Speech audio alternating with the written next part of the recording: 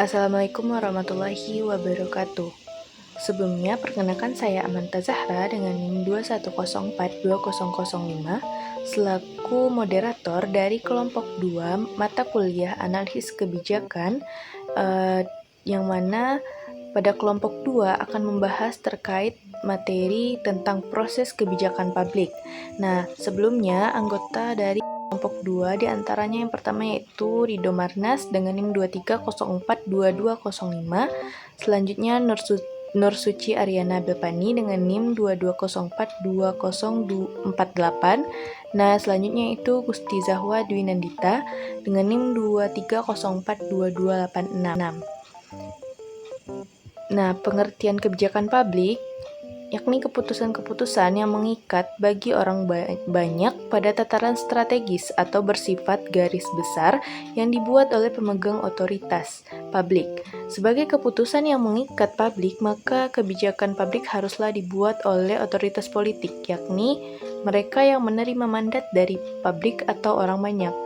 Nah, umumnya melalui suatu proses pemilihan untuk bertindak atas nama rakyat banyak. Nah, kebijakan publik akan dilaksanakan oleh administrasi negara yang dijalankan oleh birokrasi pemerintah.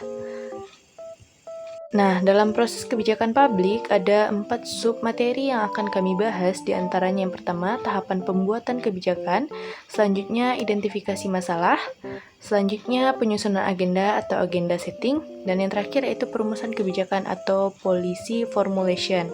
Nah, langsung saja kita masuk pada materi yang pertama yang akan dibacakan oleh Nur Suci Ariana Belpani.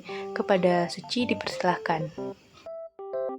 Baik, terima kasih kepada moderator. Di sini saya akan menjelaskan tentang tahapan pembuatan kebijakan.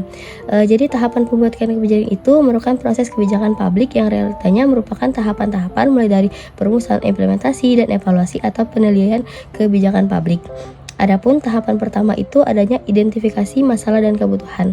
Jadi tahapan pertama adalah perumusan kebijakan masyarakat dan mengidentifikasi kebutuhan masyarakat yang belum terpenuhi atau needs. Lalu yang kedua itu adanya analisis masalah dan kebutuhan.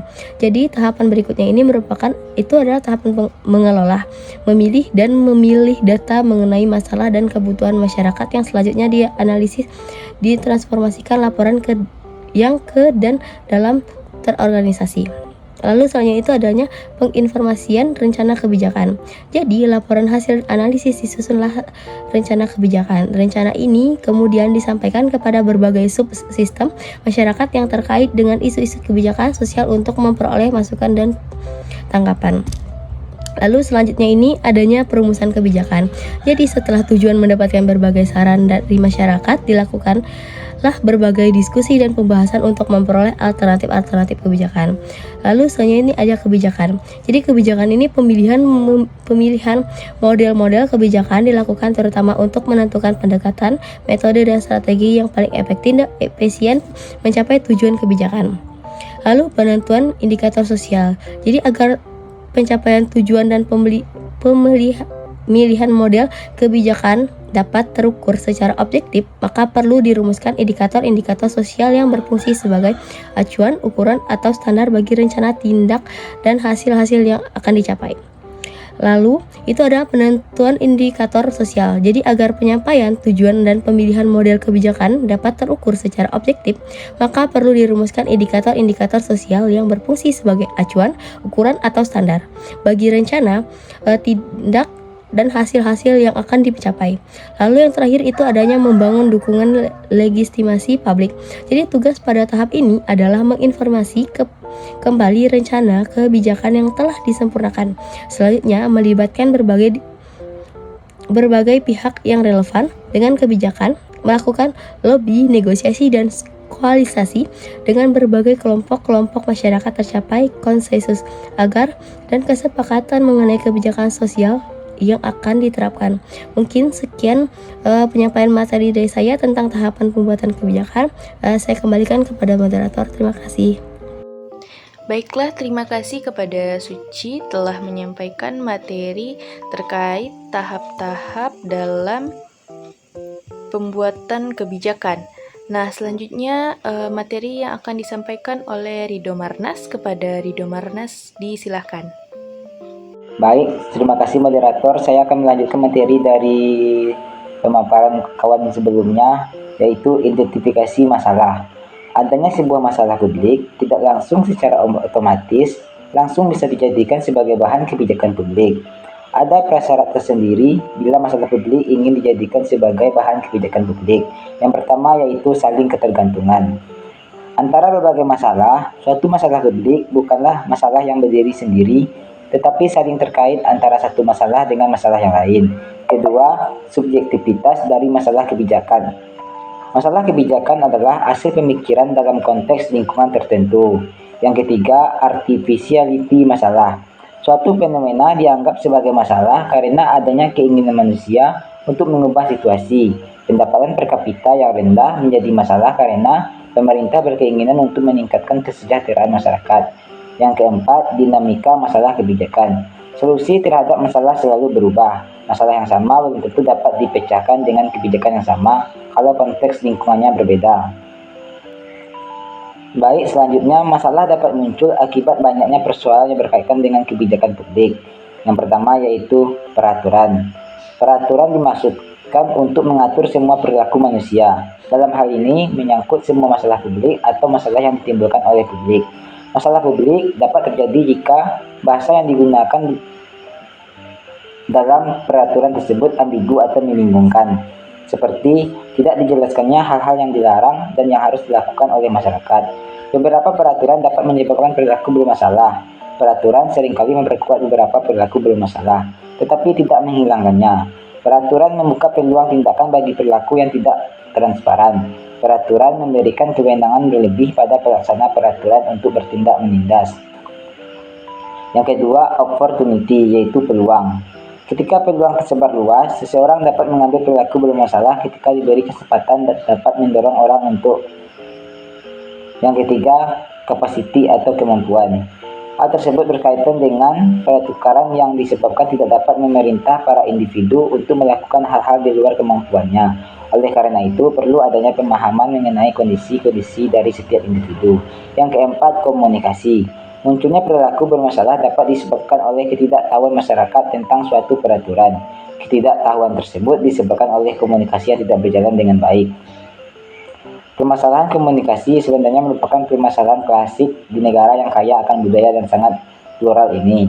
Yang kelima, interest atau kepentingan. Kategori ini dapat digunakan untuk menyatakan pendapat individu tentang akibat dan manfaat dari setiap perilakunya. Akibat dan manfaat yang ditimbulkannya bisa dalam bentuk material dan non-material.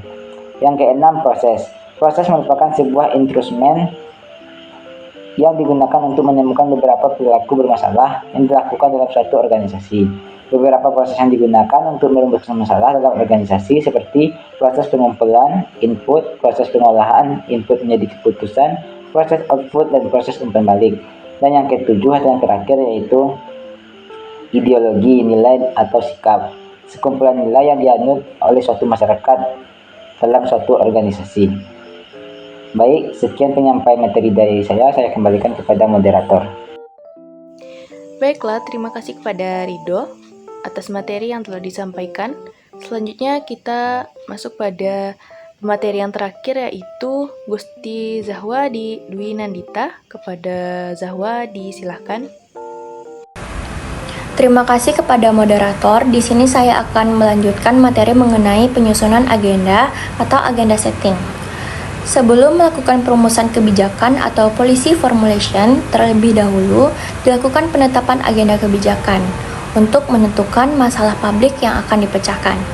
Pada hakikatnya, permasalahan ditemukan melalui proses problem structuring, di mana isu kebijakan dapat berkembang menjadi agenda kebijakan dengan syarat yang pertama, memiliki efek yang besar terhadap kepentingan masyarakat. Yang kedua, membuat analog dengan cara memancing dengan kebijakan publik yang pernah dilakukan. Yang ketiga, isu tersebut mampu dikaitkan dengan simbol-simbol nasional atau politik yang ada. Yang keempat, terjadinya kegagalan pasar. Yang kelima, terjadinya teknologi dan dana untuk menyelesaikan masalah publik.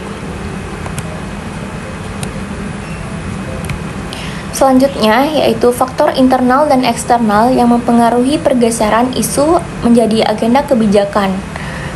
Faktor internal, yang pertama yaitu gaya kepemimpinan politis, yang kedua visi dan misi partai pendukung pemerintah, yang ketiga keberhasilan pemerintah di masa lalu, yang keempat perubahan anggaran pendapatan dan belanja negara, dan faktor eksternal yang pertama perubahan ekonomi, yang kedua pemberitaan media massa, yang ketiga opini publik, yang keempat perubahan keputusan pengadilan, yang kelima hubungan internasional, yang ke 6. Perubahan demografis. Selanjutnya, yaitu perumusan kebijakan, policy formulation.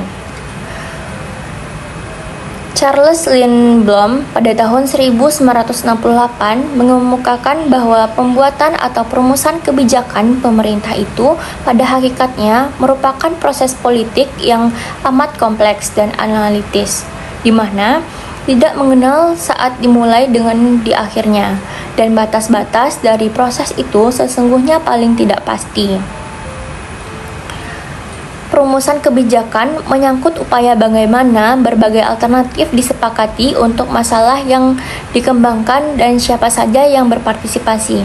Formulasi kebijakan merupakan proses secara spesifik ditunjukkan untuk menyelesaikan persoalan khusus. Pendekatan dalam proses formulasi kebijakan atau dapat disebut dengan perumusan kebijakan dapat dilihat dari dua persepsi.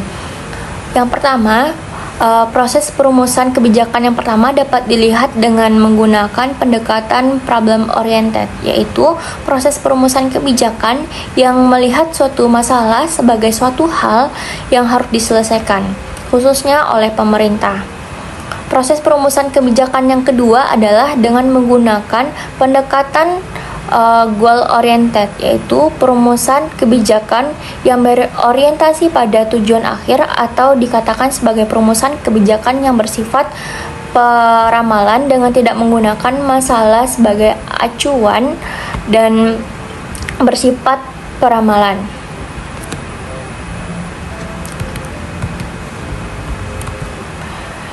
Selanjutnya yaitu model-model formulasi kebijakan publik.